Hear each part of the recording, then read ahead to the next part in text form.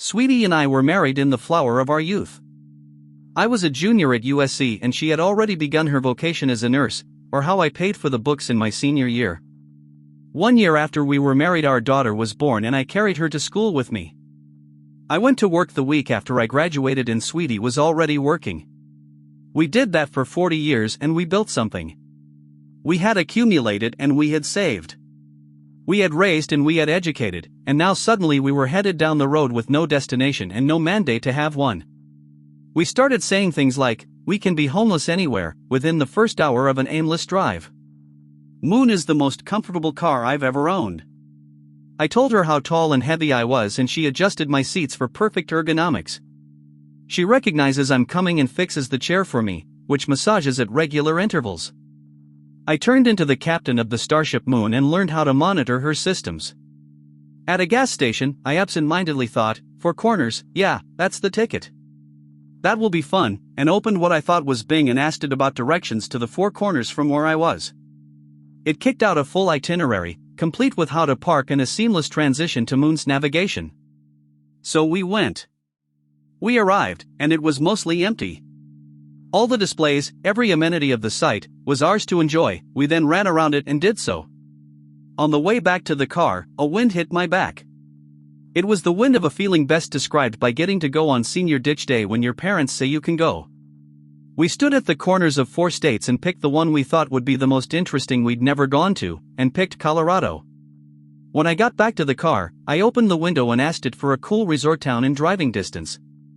It said Telluride, but there's this town not too far named Ouray. It was about 3 p.m., and I put Ouray in the navigation, put Moon on the highway, and said, Mr. Sulu, all ahead warp 3.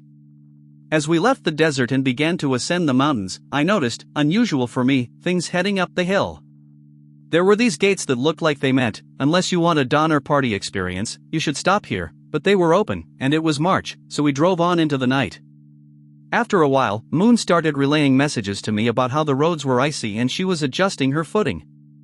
Night fell, and the 2 bad kids ditching school pushed up the mountain when something odd happened on Moon's navigation display. The road before me looked like someone had thrown a plate of spaghetti instead of roads, and at the same time, it began to snow. The automation that had kept Moon bisecting the lane perfectly between the lines checked out and said, "You're on your own, bruh." Within 5 miles per hour was my speed limit, and I couldn't even see what was on the other sides of the roads, but I did see there were no guardrails. I went to the center line as if it were life itself. I put Moon directly over it, and as I couldn't see more than about 10 feet, I knew that line wasn't going over the edge. Sweetie said if she smelled nervous, she was getting out.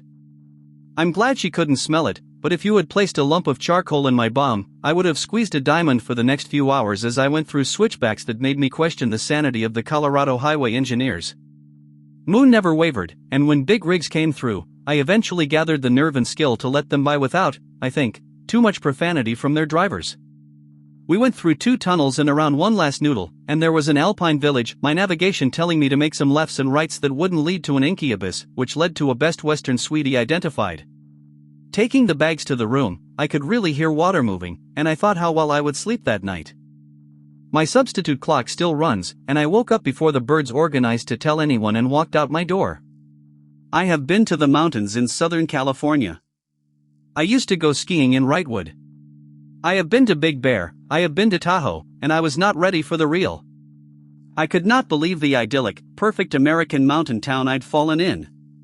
I ran around the lot of the Best Western, and in all 360 degrees was beauty beyond sublime. It had a brother singing John Denver and Rocky Mountain High. We spent a couple of nights in Ouray. We learned it's Ouray. I learned that road was called the $1 Million Highway and that going down it unknowingly at night in a snowfall is an interesting choice for a dude from Southern California. We dined, we played, and we saw Ouray from one end of it to the other. We walked, it's not that large. I also decided there was no way I was going back the way we came, so we went.